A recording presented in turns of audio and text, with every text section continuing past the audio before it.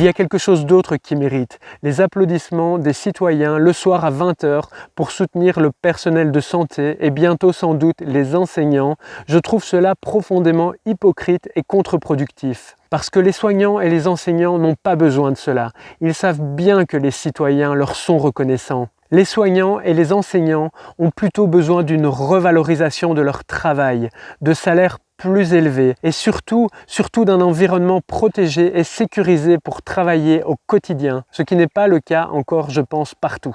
Je suis bien placé pour le savoir car ma femme est infirmière en hôpital. Le gouvernement ne les a pas assez protégés, tout comme nos vieux qu'on a abandonnés dans les homes. Je suis désolé de le dire, mais c'est de la non-assistance à personne en danger. Donc plutôt que d'applaudir bêtement comme des petits moutons et montrer au pouvoir votre contentement en fait de la situation, est-ce que vous ne prendriez pas vos casseroles pour montrer plutôt votre ras-le-bol et votre besoin de liberté avant que les dirigeants ne prennent goût finalement à ces mesures liberticides qui risquent de devenir répétitives à l'avenir. Mais n'oubliez pas que la plupart des écoles et des hôpitaux fonctionnent grâce à nos impôts. Ce sont des extensions publiques de l'État en quelque sorte. Je suis vraiment impressionné par la résilience des citoyens. Mais comme je le mentionnais déjà il y a plusieurs mois dans mes premières vidéos, la situation actuelle engendrera probablement des procès en cascade de collectifs de citoyens, d'avocats, de médecins et d'enseignants contre le pouvoir exécutif, tout simplement parce que la démocratie n'a pas été respectée. Et c'est dommage, il faudrait que les bonnes mesures soient mises en place à temps pour éviter d'atteindre ce genre de scénario. Ne ferait-on pas plutôt tous les jours une minute de silence pour toutes ces personnes innocentes décédées tragiquement ?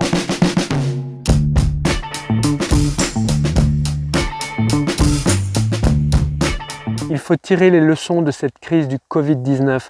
La situation est clairement dramatique, mais imaginez-vous seulement une seconde que l'on ait dû faire face à un virus qui ait un taux de mortalité de 90% par exemple. Imaginez un virus de la gravité du sida qui s'attraperait par exemple en respirant l'air ambiant. Imaginez un virus qui ne touche que les enfants et pas les personnes immunodépressives, fragiles ou âgées. Nous devons donc rester humbles et saisir cette grande opportunité et cette mise en garde de Mère Nature comme une preuve de la fragilité de notre système et de notre espèce. Nous devons dès aujourd'hui mettre en place les bonnes procédures et les bons protocoles d'urgence efficaces et mondialisés en cas de pandémie d'autres virus potentiellement plus dangereux que le Covid-19. C'est vraiment très important. Une bonne nouvelle est que le virus disparaîtra peut-être naturellement d'ici quelques mois. C'est ce qu'affirment certains virologues en tout cas. La solution sur le long terme est sans doute de miser sur l'immunité collective. Il n'y a pas d'autre alternative.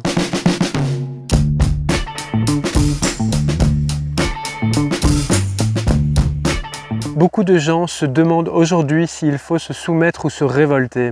Les gens attendent et ne savent pas quoi faire pendant que des mesures liberticides et antidémocratiques sont prises dans leur dos. On a un petit peu l'impression que ces décisions sont prises pour contrôler la population et qu'un retour en arrière risque d'être difficile. Nous devons faire front tous ensemble pour contrer cette pandémie qui nous touche tous. Mais pour cela, il faut avoir confiance en nos dirigeants et il faut que ce qu'ils disent tiennent la route, ce qui n'est pas le cas actuellement, selon moi. Il y a de la confiance envers les dirigeants que s'il y a de la vérité. Mais depuis le début de cette crise, on a fait face à des erreurs et des mensonges en cascade des autorités. On peut se demander s'il est encore vraiment logique, par exemple, de payer des taxes de circulation alors qu'il est interdit de circuler durant le confinement. De nombreuses mesures sont prises par les autorités pour aider les indépendants, pour aider les personnes fragiles économiquement. Mais clairement, ce ne sera pas gratuit, ce sera nos impôts qui vont payer et compenser toutes ces mesures. Cette situation est inquiétante pour moi car les grosses crises dans l'histoire de l'humanité ont plus souvent amené des dictateurs que des Gandhi. Certains dirigeants et États risquent de prendre malheureusement goût à ces mesures liberticides de confinement. On se rend compte que les gens obéissent sans ronchonner à des lois liberticides votées par les pouvoirs exécutifs sans l'appui des parlements. Gandhi lui-même disait « La désobéissance civile devient un devoir sacré quand l'État devient hors la loi ou corrompu ». abus.